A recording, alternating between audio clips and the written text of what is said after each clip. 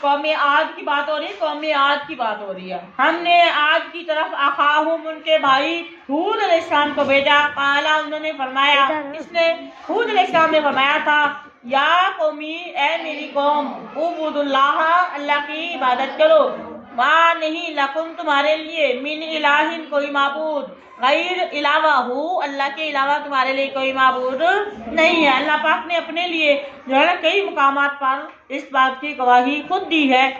کل سب سے پہلے تو قل هو اللہ احد، اللہ ایک ہے، کہیے اللہ ایک ہے۔ اللہ پاک نے خود بھی کئی مقامات پر گواہی دی ہے، تو اللہ کے علاوہ تمہارا کوئی معبود نہیں ہے۔ افلا تتقون، کیا فلا پس نہیں، تتقون آپ کیوں نہیں ڈرتے؟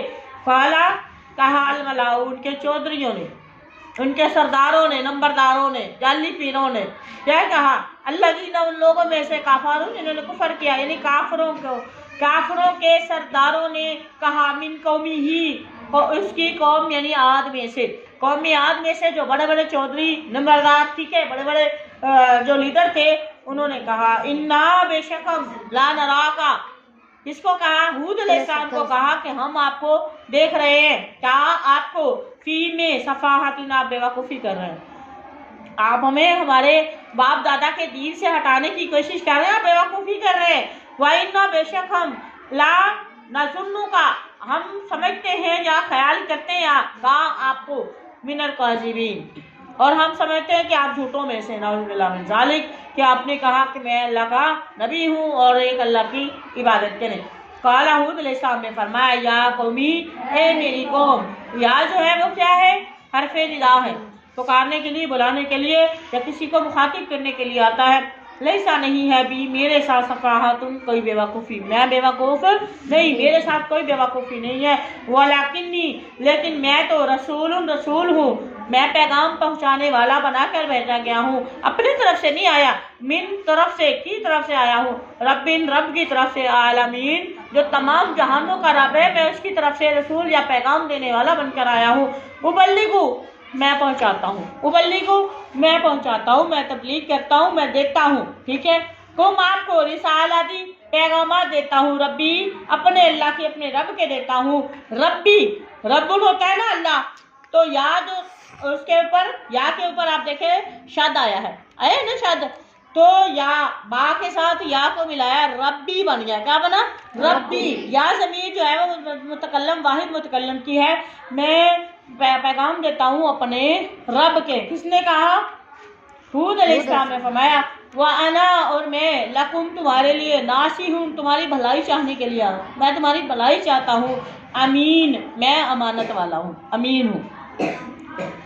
کیا واؤ اور عجیب تم، کیا تم حیرت کرتے ہو، کیا آپ کو تعجب ہوتا ہے، کیا آپ کو حیرت ہوتی ہے، ان اس بات سے، جا کہ آ گیا، کم آپ کے پاس، ذکر نصیحت، یہ قرآن، یہ کتاب یا نصیحت آ جائے، من ربکم، اب میری طرف سے نہیں، لوگوں کی طرف سے نہیں ہے، من ربکم تمہارے رب کی طرف سے، کیا تم اس بات پر تعجب کرتے ہو، کیا آپ کو اس بات پر حیرت ہے کہ آپ کے رب کی طرف سے کوئی آپ کے پاس نصیحت آ گئی ہے، علی رجل، ایک ایسے انسان پر نازل ہو گئی، علی رجل، رجل کہتے ہیں آدمی کو، ایسے آدمی پر جو تمہیں میں سے ہے، منکم جو تمہیں میں سے تمہارے جیسا ہی ہے، اس بات پہ تم جو ہے وہ حیرت میں ہو، لِيُنذِرَكُمْ تاکہ وہ ڈرائے تم آپ کو، ٹھیک ہے، آپ کو اللہ کی نافرمانیوں سے ڈرائے، آپ کو اللہ کے عذاب سے ڈرائے، ٹھیک ہے، وَاذْكُرُوا اور تم یاد کرو، اس وقت کو یاد کرو جب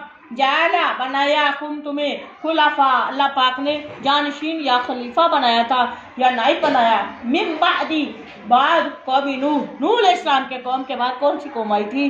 قوم عاد۔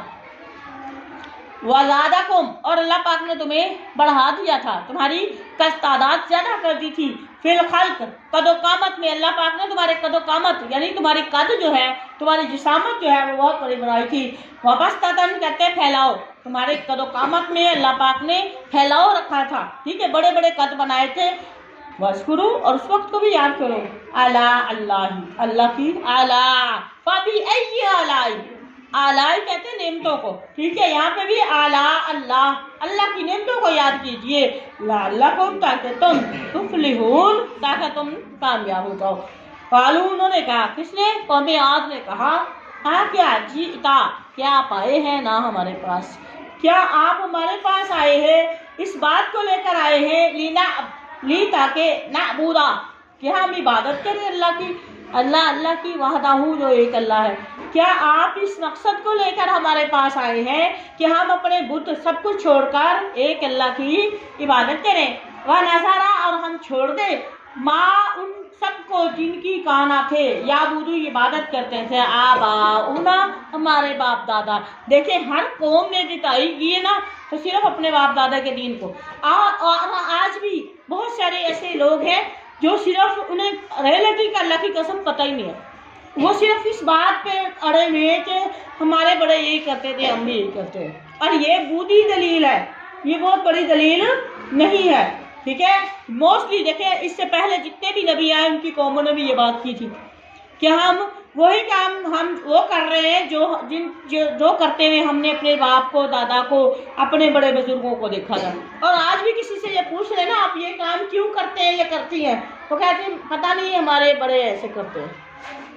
ان سے پوچھ لیں آپ ایسا کیوں کرتی ہیں، ہمارے باپ دادا ایسے کرتے ہیں، ہمارے ابو ایسے کرتے ہیں، ہمارے امی ایسے کرتی ہیں، یا ہماری جو ہے ننیال گیال ہمارا پورا علاقہ ایسے کرتا ہے، ہم بھی. کیا آپ کا پورا علاقہ ہدایت کے راستے چھوڑ کے خود کنویں کے اندر گر جائے گا، آپ بھی اس کی دم پکڑ کے گر جائیں گے. اللہ کا نبی نے فرمایا کہ ایک بندہ غلط کر رہا ہے نا تو اس کو دیکھ کے دوسرا بندہ غلط کرنے کی کوشش کرتا ہے تو اس کا مطلب اس کی مثال ایسی ہے کہ ایک اونٹ کنویں کے اندر گر رہا ہے تو دوسرا بندہ جان بوجھ کے دیکھتا بھی ہے کہ یہ کنویں کے اندر گر رہا ہے اور وہ دوسرا جو ہے نا اس کی دم پکڑ کے خود ہی وہ بھی گر جائے. تو ایک غلط کام کر رہا ہے، بندے کو سب کو پتا ہے وہ غلط کام کر رہا ہے، لیکن اس کو اس کی اصلاح کرنے کی بجائے جان بوجھ کے دیکھتے ہوئے بھی، آنکھیں رکھنے کے باوجود بھی، سمجھ کے باوجود بھی جان بوجھ کے اس کنویں کے اندر جو ہے وہ داخل ہو جائے. تو یہ وہ مثال صادر آتی ہے، آقا علیہ السلام کی حدیث پوری آتی ہے. اگر ایک غلط کام کر رہا ہے تو جان بوجھ کے اس کو غلط کرتے ہوئے دوسرے لوگ بھی اس کے پیچھے چھلانگ مار دیتے ہیں. تو یہ کیا صحیح ہے؟ ایک جہنم میں جائے گا، ایک تنور میں جلتے ہوئے تنور میں آگ میں چھلانگ لگا دے، وہ تو بے وقوف تھا، اس نے چھلانگ لگا دی. ایمان سے بتائیں آپ بھی لگا دیں گے اس کے پیچھے؟ اگر آپ یہ پوائنٹ لے رہے ہیں کہ آپ کے باپ دادا نے اس کے اندر چھلانگ لگائی تھی اور آپ بھی لگا دیں گے؟ نہیں. تو بات یہی ہے نا، غلط کام کرنے کی بھی یہی ہے. تو لہٰذا عقل اللہ پاک نے سب کو دی ہے. ضروری نہیں ہے کہ آپ کے باپ دادا اس وقت جو ہے وہ سیدھے راستے پر تھے. تو اللہ پاک ہمارے اب دیکھیں ابراہیم علیہ السلام کے والد کو دیکھ لیں، ان کے والد اسلام والے نہیں تھے، ان کے والد جو ہے وہ مشرک تھے، اللہ کو نہیں مانتے تھے. ٹھیک ہے نا، ایسی بات شرک کرتے تھے. تو کیا ابراہیم علیہ السلام نے اس بات کو جواز بنایا تھا کہ میرے بعد جو ہے نا وہ ایسا کام کرتے ہیں تو میں بھی ان کے پیچھے چلوں؟ نہیں، بلکہ انہوں